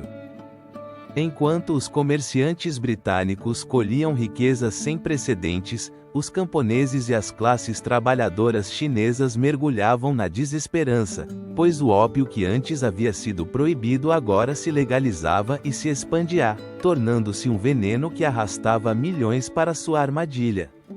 O Tratado de Tianjin, que chegaria logo depois, acrescentaria novas condições a essa abertura. Mais portos seriam abertos, como Xangai e Ningbo, e os comerciantes ocidentais ganhariam direitos que ultrapassavam os limites da legalidade. Esse fenômeno, conhecido como a abertura forçada, não apenas implicou a liberalização do comércio, mas também arrastou consigo a cultura, os costumes e a autonomia chinesa para um abismo de incerteza. Enquanto os líderes chineses tentavam compreender a magnitude da tragédia que se desenrolava diante de seus olhos, o eco da resistência ressoava em cada canto do império. A figura de Lin Zexu, que havia tentado frear o consumo de ópio antes do conflito, tornou-se um símbolo da luta contra a opressão. Mas, poderia algum líder reverter o dano já causado? O povo chinês, preso entre o desejo de resistência e a necessidade de adaptação, enfrentava um dilema existencial que ressoaria ao longo da história. A abertura forçada trouxe consigo não apenas uma mudança econômica, mas uma transformação social. As cidades portuárias tornaram-se microcosmos de um mundo em conflito, onde o oriental e o ocidental se entrelaçavam em uma dança perigosa. As classes sociais começaram a se fragmentar, surgindo novos estratos que se beneficiavam do comércio, enquanto outros eram relegados à penumbra da pobreza e da desesperança. Nesse labirinto de interesses e pressões, o espírito coletivo de um povo começava a despertar. Mas, que futuro aguardava uma nação que se via obrigada a abrir suas portas a um mundo hostil? Em meio a essa turbulência, gestava-se um sentimento de descontentamento que se espalharia como um incêndio, marcando o início da resistência nacional. A cada porto que se abria, a cada tratado que se assinava, o legado da guerra do ópio se consolidava, criando um eco de sofrimento e resistência que perduraria na memória coletiva. A sombra da humilhação e da perda de soberania pairava sobre o povo chinês, pressagiando a chegada de um novo despertar. Enquanto os ecos da abertura forçada ressoavam nas ruas das cidades costeiras, um fervor nacionalista começava a tomar forma no horizonte. A luta pela identidade e pela autonomia se tornaria o próximo capítulo dessa intrincada história. Como responderia a China às sombras de seu passado? Que movimentos emergentes desafiariam o domínio estrangeiro e reclamariam o futuro da nação? A próxima etapa nos levará a explorar o despertar nacionalista, onde o eco da resistência se tornará um grito de esperança. Essa crise não tardaria a revelar um novo capítulo na história da China, um capítulo que se desenharia em tons de opressão e avareza, onde as sombras do imperialismo se ergueriam sobre a terra milenar. Com o Tratado de Nanquim assinado em 1842, um eco de humilhação ressoou no coração do Império Chinês. No entanto, o verdadeiro impacto desse tratado não se limitaria a seus termos, mas se manifestaria na criação de uma nova ordem, o estabelecimento de concessões estrangeiras no solo chinês. As concessões, essas pequenas ilhas de dominação estrangeira em meio a um mar de resistência cultural, começaram a florescer em cidades estratégicas. Em Cantão, Xangai e outros portos, as potências ocidentais, cada vez mais gananciosas, se apropriaram de territórios que pareciam um eco de suas ansiedades insaciáveis. Essas zonas, marcadas pela bandeira britânica, francesa e outras, não eram apenas portos comerciais, eram símbolos de uma nova era, uma era onde as fronteiras da soberania chinesa se desvaneciam. Mas, o que significava realmente a criação dessas concessões? Para muitos chineses, representavam a manifestação física da derrota e da humilhação. O solo que havia sido sagrado e respeitado se tornava um campo de batalha de interesses estrangeiros, onde o comércio do ópio e outros produtos se realizava sem restrições, como se o legado de milênios de civilização pudesse ser apagado com um simples tratado. As concessões não eram meras zonas comerciais, eram enclaves de poder que ofereciam aos estrangeiros imunidade legal e privilégios que os nativos não podiam sequer sonhar. Nesses territórios, as leis chinesas eram eclipsadas pelos códigos estrangeiros, criando uma espécie de microcosmo onde a justiça era jogada ao sabor de quem detinha o poder. Não é curioso como, nesse jogo de sombras, a justiça se tornou um conceito maleável, adaptando-se aos interesses dos dominadores? Xangai, talvez o exemplo mais emblemático, emergiu de suas próprias cinzas como um farol de modernidade, mas também como um símbolo da decadência da antiga ordem. Os comerciantes europeus, com suas vestimentas de seda e modos refinados, estabeleceram um mercado agitado onde o ópio fluía como água. As ruas da concessão britânica, adornadas com lanternas de papel e cafés ao estilo europeu, tornaram-se um cenário onde as culturas se entrelaçavam, mas não sem um preço. À medida que o ouro e a prata da China se desvaneciam, a economia imperial balançava em uma corda bamba. No entanto, esse auge das concessões não chegou sem resistência. As vozes dos patriotas começaram a se erguer, buscando recuperar o que sentiam como um direito usurpado. Como poderiam permitir que suas terras fossem despojadas de sua essência? A sombra dos traidores e colaboradores se erguia junto à dos ocupantes, um eco da luta interna entre a modernização e a preservação da identidade cultural. O descontentamento se espalhou como um fogo que consome a vegetação. As tensões começaram a se forjar no coração da sociedade chinesa, onde as ideias de modernidade e nacionalismo começavam a tomar forma, gestando um novo amanhecer em meio à escuridão. As concessões, longe de serem um simples fenômeno comercial, tornaram-se catalisadores de uma mudança profunda, uma mudança que estava prestes a desafiar as premissas da ordem estabelecida. As promessas de prosperidade que as concessões prometiam eram apenas uma ilusão, uma fachada que escondia um conflito iminente. Por trás da aparente prosperidade, o ressentimento se acumulava como um vulcão adormecido, pronto para entrar em erupção. Que destino aguardava uma nação que se encontrava presa entre o desejo de modernização e a urgente necessidade de recuperar sua soberania? Assim, o auge das concessões se torna um enigma que nos convida a questionar não apenas a história, mas o legado que esta deixou. Com cada canto desta história revelado, nos aproximamos do momento decisivo em que as sombras do passado se enfrentariam à luz de um novo dia. No próximo capítulo, nos aprofundaremos no despertar nacionalista que surgiu como resposta a essa humilhação, explorando como as vozes de um povo se levantaram contra o jugo da opressão, semeando as sementes de um futuro que mudaria para sempre o curso da história chinesa. Essa sombra de descontentamento que pairava sobre a China após a assinatura do Tratado de Nanjing não tardara a se transformar em um grito de resistência. Os ecos da humilhação e da perda de soberania começaram a ressoar nos corações de um povo que, durante séculos, havia considerado seu império como o centro do universo. À medida que as potências ocidentais aumentavam sua influência, o tecido social e cultural da China se encontrava em uma encruzilhada, um momento crucial onde a história se tornaria um enigma, e os movimentos nacionalistas começariam a tomar forma. A humilhação não se sentia apenas nas margens das cidades, onde as concessões estrangeiras brotavam como cogumelos após a chuva. Também se palpava no ar, nas conversas furtivas daqueles que ansiavam por restaurar a grandeza perdida de sua nação.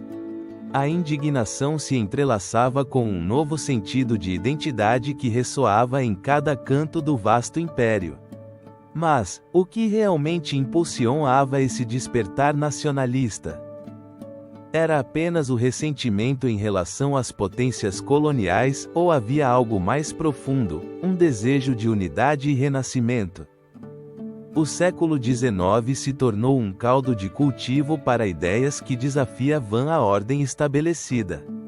Intelectuais e revolucionários começaram a questionar não apenas a desigualdade imposta pelo estrangeiro, mas também o próprio conceito da dinastia Qing, que, em sua incapacidade de proteger o povo, se tornava um inimigo interno. A frustração se canalizava em publicações clandestinas, em reuniões secretas onde se teciam os fios de uma nova narrativa, uma que falava de um futuro onde a China recuperaria sua dignidade e seu lugar no mundo.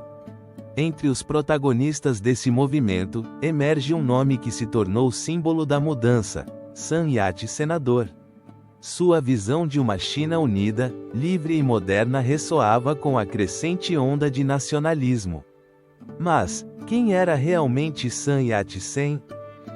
Um médico que, após ver as sofridas condições de sua pátria, trocou o bisturi pela caneta, e se tornou um fervoroso defensor da revolução. Seu chamado à ação se tornou um farol para aqueles que ansiavam por uma mudança radical. Mas, será que seu idealismo poderia se traduzir em uma realidade tangível em um país dividido e golpeado pela guerra? As revoltas começaram a brotar como flores silvestres em um campo descuidado. Desde a rebelião dos Taiping, que buscava derrubar a dinastia Qing, até os protestos que se espalharam em resposta à opressão estrangeira, cada revolta era um eco da frustração acumulada. Os camponeses, os trabalhadores, os intelectuais e os comerciantes se uniram, cada um trazendo sua voz a um coro de resistência. E embora muitas dessas revoltas tenham sido esmagadas, a chama do nacionalismo continuava ardendo, alimentada pela injustiça e pelo desejo de um futuro diferente. A influência dos movimentos estrangeiros também desempenhou um papel crucial nesse despertar. As ideias de liberdade e autodeterminação que surgiram no Ocidente encontraram eco no coração dos revolucionários chineses. Poderia ser que a luta contra o colonialismo não fosse apenas uma batalha física, mas também um conflito de ideias? A história nos convida a refletir sobre como as correntes de pensamento se entrelaçam e como os movimentos de um continente podem inspirar outro.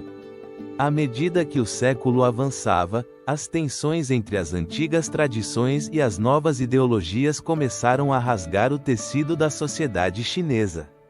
Ocorreram encontros fatídicos entre os reformistas e os conservadores, cada um lutando para definir o futuro da nação. Poderia a modernização ser a chave para recuperar a grandeza chinesa, ou levaria à perda de sua essência cultural? As perguntas se multiplicavam em uma atmosfera carregada de incerteza. O eco da luta contra a opressão ressoava em cada canto da sociedade chinesa. As primeiras sementes do nacionalismo estavam semeadas, e embora o caminho para a unificação e a liberdade fosse árduo e cheio de obstáculos, o desejo de um renascimento nacional já havia começado a florescer.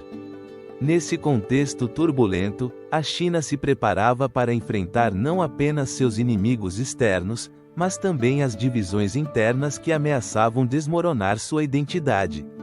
Assim, enquanto o eco do nacionalismo começava a ressoar com força, o legado das guerras do ópio continuava pesando sobre a nação.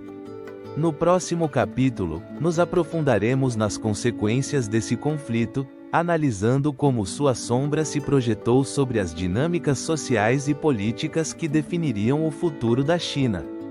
Que lições poderiam ser extraídas de um passado tão sombrio e tumultuado?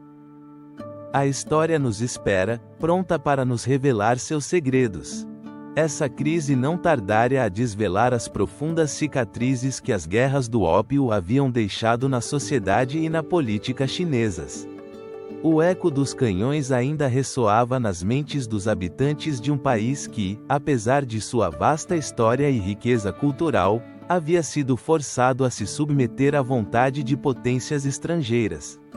Que legado realmente deixara este conflito na nação mais populosa do mundo? Ao finalizar as guerras do ópio, a China se encontrava em um estado de vulnerabilidade e humilhação.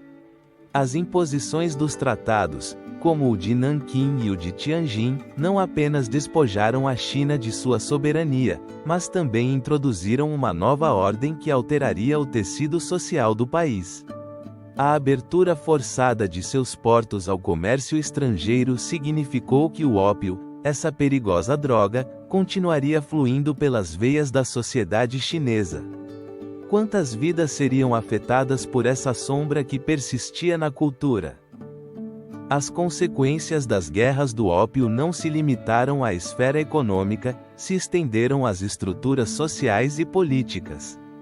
A corrupção, alimentada pela adição ao ópio, começou a infiltrar os níveis mais altos da burocracia imperial.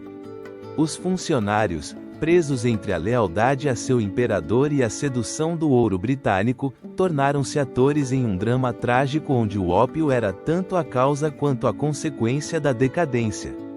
Como poderia um império tão grande sucumbir a tais fraquezas? Nas ruas das cidades, o lamento das famílias destroçadas pela adição se entrelaçou com um murmúrio de desconfiança em relação ao governo.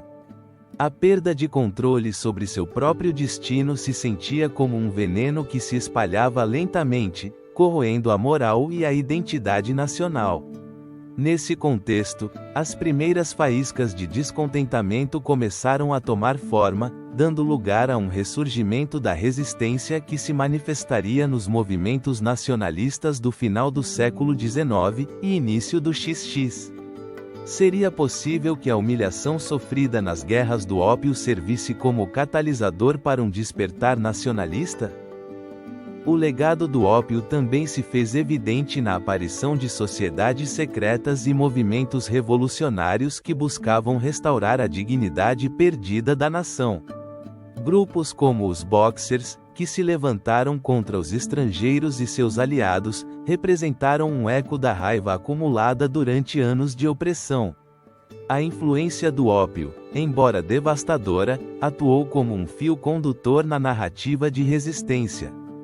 Poderia ser que, em sua desesperança, o povo chinês encontrasse a força para se levantar contra o jugo do colonialismo? No entanto, o legado do ópio também se manifestava na forma como o governo Qing, cada vez mais enfraquecido, recorria a medidas drásticas para manter o controle.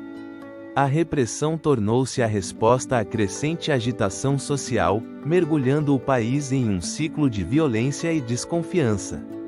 A pergunta que pairava no ar era clara: poderia um império que havia caído tão baixo recuperar alguma vez sua grandeza? A história do ópio na China é, sem dúvida, uma história de tragédia, mas também de resiliência. Um legado que, embora marcado pela dor, semeou as sementes de um futuro em que o povo se uniria na busca de sua identidade. A guerra havia deixado cicatrizes profundas, mas também havia despertado um senso de unidade que, embora imperfeito, começou a brotar entre as sombras da opressão. À medida que o século XX se aproximava, o eco das guerras do ópio continuava ressoando na consciência coletiva da China, um lembrete constante de um passado que não podia ser ignorado. As lições aprendidas deste sombrio capítulo da história seriam cruciais para o caminho que a nação tomaria no futuro. Assim, nos adentramos em um novo período, onde as marcas da guerra se entrelaçariam com os movimentos que moldariam a identidade moderna da China. Refletiremos sobre como as guerras do ópio influenciaram a história contemporânea do país, uma exploração que nos levará a uma jornada repleta de revelações. Essa sombra de descontentamento e humilhação não tardaria a se transformar em um eco ressonante ao longo do século XX, reverberando na história moderna da China. As guerras do ópio, com suas complexas tramas de traição e comércio, deixaram uma marca indelével na psique nacional. Mas como essa herança se manifestaria no século das mudanças radicais, dos movimentos sociais e da luta pela identidade? Durante as primeiras décadas do século XX, a China se encontrava em uma encruzilhada, presa entre os antigos costumes e a crescente influência de um mundo ocidental que havia tomado forma após a opressão do ópio. A Revolução de 1911, que derrubou a dinastia Qing, foi um grito desesperado por recuperar a soberania perdida. Nesse contexto, o legado das guerras do ópio se tornava um símbolo de resistência, um lembrete constante da luta contra a dominação estrangeira. O eco das batalhas do passado se misturava com a urgência de um novo despertar nacionalista. Os intelectuais, influenciados pelos ideais da Revolução Francesa e da Revolução Russa, começaram a questionar o papel da China no mundo. O que significava a modernização para um país cujas fronteiras haviam sido arrasadas pelo comércio forçado? As ideias sobre nacionalismo e autodeterminação floresceram, alimentadas pelo ressentimento acumulado durante décadas de humilhação. O movimento de 4 de maio de 1919 se ergueria como um marco nessa luta, onde estudantes e pensadores clamavam por uma renovação cultural e política. No entanto, o legado do ópio não se manifestava apenas na luta pela soberania. A dependência dessa substância deixara um vazio devastador na sociedade chinesa. À medida que as famílias se desmoronavam e as comunidades se enfraqueciam, a sombra do ópio pairava sobre o futuro de uma nação já ferida. Os números eram assustadores: milhões de pessoas afetadas, uma economia cambaleante e um tecido social rasgado. Como poderia a China curar essas feridas em meio a um mundo que parecia mais interessado em sua exploração do que em sua redenção?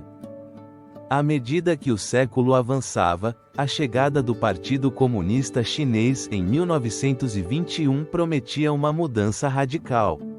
A ideologia marxista se infiltrou na narrativa nacional, oferecendo uma visão de um futuro livre das correntes do passado. No entanto, a luta não seria simples. As guerras do ópio semearam desconfiança, e as intervenções estrangeiras continuavam a atormentar a nação. A guerra civil que eclodiu entre o Partido Comunista e o Kuomintang se tornou um novo campo de batalha, onde as lições das antigas guerras ressoavam com força. Em meio a esse caos, o ópio continuava sua dança sombria. Enquanto o país lutava para encontrar sua identidade, o ópio se transformara em um símbolo da opressão. Mas, poderia realmente uma nação se libertar das correntes de seu passado? As sombras da história pareciam sussurrar que o caminho para a redenção seria longo e tortuoso. A eclosão da Segunda Guerra Mundial ofereceu à China uma oportunidade inesperada. A invasão japonesa em 1937 levou o povo a se unir em uma luta comum, uma luta que, ironicamente, evocava os ecos de resistência das guerras do ópio. Nessa luta, o passado e o presente se entrelaçavam, e a memória coletiva da opressão se tornava uma força unificadora. À medida que as tropas japonesas se retiravam e a guerra chegava ao fim, a China emergia das cinzas com uma nova determinação.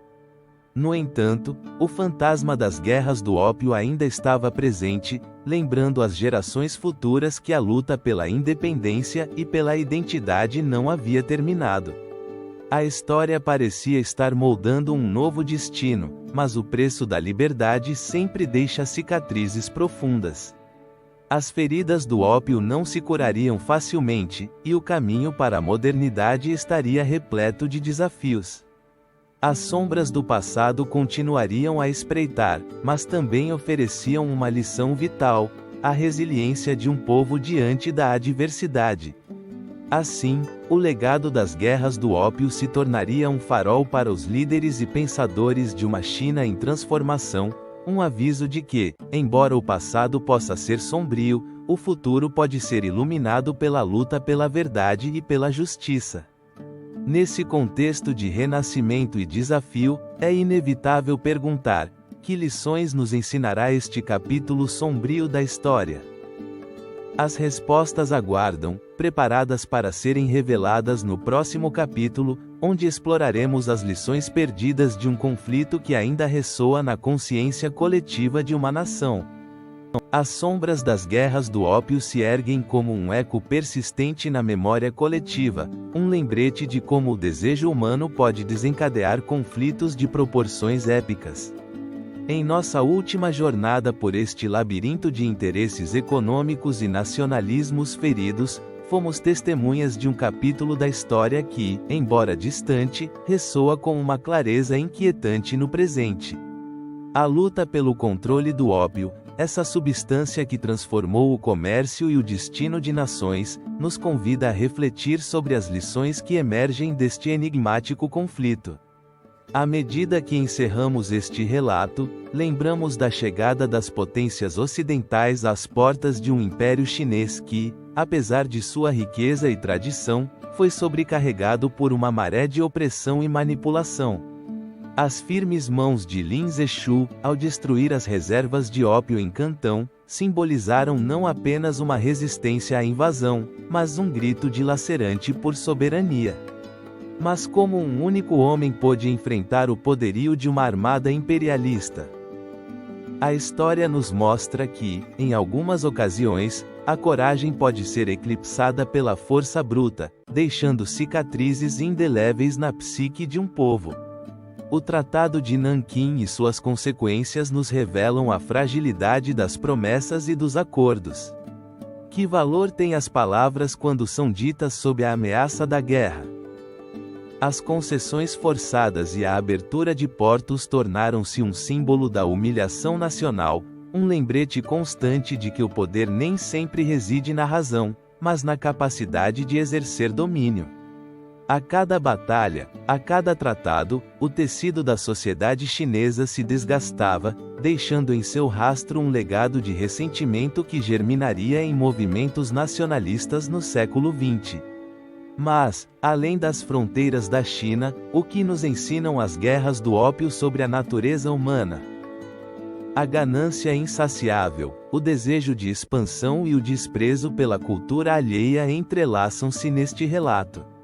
A história, em seu vasto mosaico, nos convida a questionar: estamos condenados a repetir os erros do passado? Será que a busca pela riqueza e pelo poder não levou a humanidade a conflitos semelhantes em nossos dias? As lições deste conflito não se limitam aos anais da história, ressoam nos atuais debates sobre comércio, soberania e direitos humanos. O legado do ópio, com sua mistura de tragédia e transformação, nos instiga a olhar para dentro e a considerar como nossas decisões, hoje, podem ser lembradas no futuro. As sombras da guerra não se dissipam facilmente, ao contrário, tornam-se lições que nos ensinam a navegar pelos rios traiçoeiros do poder e da ambição. À medida que refletimos sobre o impacto dessas guerras, é essencial lembrar que a história não é apenas uma série de eventos, é um espelho que reflete nossas próprias realidades. As lutas de ontem nos alertam sobre os perigos da ignorância e da complacência. Que sombras espreitam em nosso próprio tempo, esperando para serem desveladas? A guerra do ópio nos deixa com uma pergunta final, uma que deve ressoar na consciência de cada espectador: que legado queremos construir a partir das lições do passado? Este enigma, talvez, seja o mais desafiador de todos. A história nos fala, mas realmente a ouvimos? Em um mundo onde as fronteiras entre o passado e o presente são cada vez mais difusas, o eco das guerras do ópio nos lembra que a luta pela dignidade e pela justiça nunca termina. A história é um ciclo, e cada um de nós é parte dessa narrativa interminável. Assim, concluindo este capítulo, nos deparamos com a fragilidade de nossas escolhas e a força de nossas convicções. A história das guerras do ópio é um lembrete de que o verdadeiro poder reside não na opressão, mas na resistência, na capacidade de se levantar e questionar o status quo. E nesse ato de resistência, encontramos a esperança de que o futuro possa ser diferente. Em última análise, a sombra deste conflito nos deixa com uma lição duradoura. O verdadeiro legado da história não se mede pelas vitórias ou derrotas, mas pela humanidade que emerge em meio à adversidade.